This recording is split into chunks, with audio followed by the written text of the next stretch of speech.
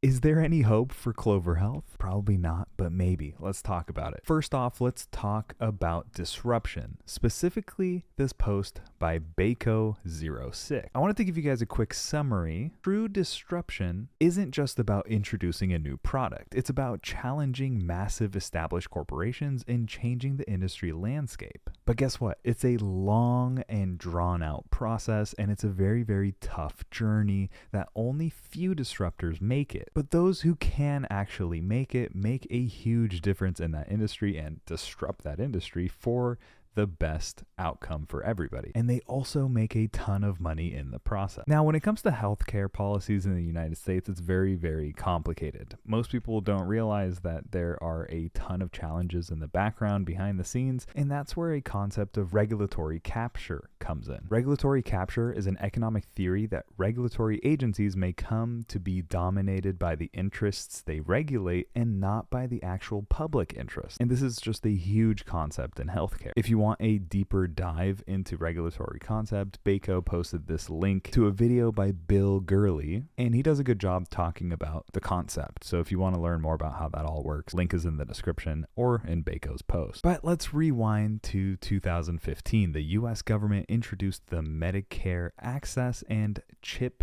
Reauthorization Act, or MACRA. Gotta love all these acronyms. But its goal was to create a healthcare system that's focused on better care, smarter spending, and healthier people. I mean, that's a great vision.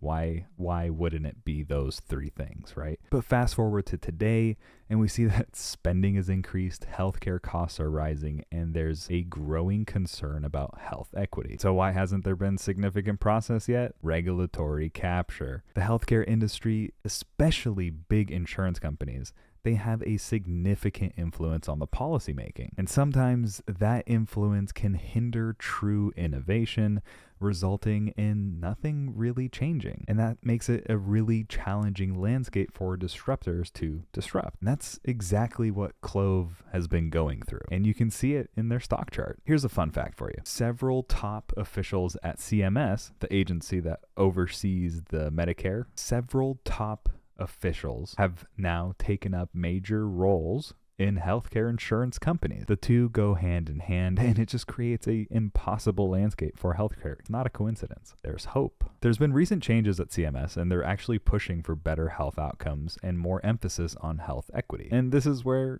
CLOV shines. This is where CLOV comes in. Unlike its competitors, Clover Health actually aligns its finances and its incentives with the health outcomes of the patient. With its wide network and innovative disruptive AI tools, I think that they're positioning themselves to be a better and better, more powerful source of disruption in this industry. But we just have to sit back and see if they can actually succeed and break through that barrier. This is pretty much a good concept, and I just wanted to shine some light on this post because he talks about reimagining of healthcare, repelling the sustainable growth formula, rewarding value over volume, streamlining multiple quality programs into one system, promoting the use of healthcare technology, innovative payment models, providing flexibility and support for clinicians, engaging stakeholders, increasing transparency. These are all things that are happening, but unfortunately, Clover Health has been subject to regulatory capture. And hopefully, CMS is finally going to create some meaningful rewards for plans that are addressing health equity issues and are servicing a more diverse patient base. CMS is going to give a heavier weighting in stars to health outcomes. CMS is going to decrease the weighting that Part D has on the overall stars ratings. So this is all good for CLOV because they've already set the foundation and they've been building themselves and their company to be able to address these things. So the next time you see the 47,000 members on this Reddit page, you see all of the passion and the hundreds of thousands, if not millions of dollars that people have poured into this stuff. This is why this company has so much of a cult-like following, because it really is trying to disrupt this industry and separate itself from the norm. Again, none of this is financial advice or a recommendation to buy or sell any type of asset, but it's always a good idea to diversify your portfolio, invest in companies that you know, love, use, understand, see used around you, companies that you are familiar with, companies that you believe in, companies that you think are going to be doing what they're doing now, but better in 5, 10, 15 years. This might be one of them, but it is tough to see that negative 90%. So I don't know.